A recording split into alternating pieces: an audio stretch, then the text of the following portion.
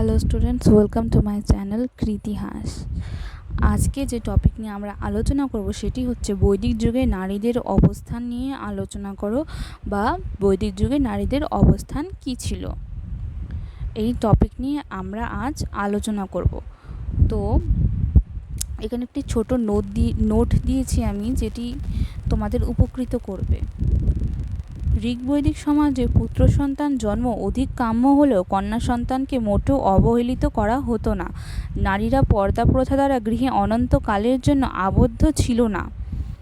তারা পুরুষের সাথে সামাজিক অনুষ্ঠানে যোগ দিতে পারত। এই যুগের সভা নামে রাজনৈতিক প্রতিষ্ঠানে নারীর অংশগ্রহণ এবং নিজের মতামত দানের প্রাধান্য দেওয়া হতো এই যুগে।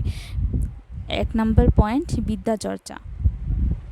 ঋগ্বৈদিক যুগে নারীরা যথেষ্ট সম্মানের সাথে বিদ্যাচর্চা করতেন। আপালা ঘোষ, লোপামুদ্রা, বিশ্ববারা প্রমুখ নারী খুবই উচ্চশিক্ষিত ছিলেন। তারা পুরুষের মতো উপবৃত ধারণ করতেন। তারা বিভিন্ন বৈদিক সুক্ত বা সূত্র রচনায় অংশগ্রহণ নিয়েছিলেন। বেদের সুক্ত রচিত এই নারীদের বলা হতো ব্রহ্মা বেদিনী। 2nd point, ধর্মচর্চা। ঋগ্বৈদিক যুগে নারী পুরুষের সহধর্মী হিসেবে পুরুষের সঙ্গে ধর্মচর্চায় যোগ দিতে পারতেন। এই সময় ধর্মচর্চা ও সাধনার অংশগ্রহণে পলিসি, জুহ প্রমুখ নারী যথেষ্ট খ্যাতি লাভ করেছিলেন। নারীর এই বেদ পাঠের অধিকার ছিল। 3rd নম্বর পয়েন্ট হচ্ছে জীবনচর্চা। ঋগ্বৈদিক যুগে নারীরা যথেষ্ট সচল ছিল। তারা নাভি বা কোমরের কাছে দামি সোনা রূপার অলঙ্কার ব্যবহার করত। তারা বিভিন্ন প্রসাধন ব্যবহার করত এবং বিভিন্ন নকশায় চুলে খোপা বাঁধত। তারা সমাজে নানাভাবে সজ্জিত হয়ে, এখানে একটু ভুল দেওয়া আছে, তোমরা একটু ঠিক করে নিও। তারা সমাজে নানাভাবে সজ্জিত হয়ে বিভিন্ন আনন্দ অনুষ্ঠানে যোগ দিত এবং নিত্যগৃহে অংশ নিত। 4th নম্বর পয়েন্ট হচ্ছে বিভিন্ন প্রথা।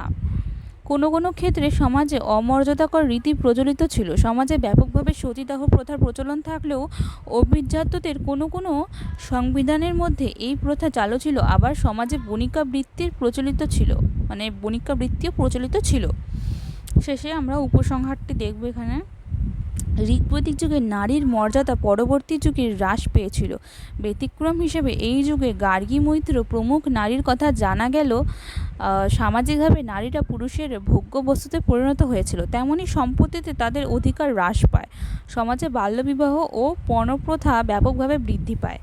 এটি হচ্ছে সমাজে নারীদের অবস্থান। এটি ছোট্ট নোট, এটি 6 নম্বরে লেখা যেতে পারে আমার যত সম্ভব মনে হয়। তোমরা এটা দেখে নাও,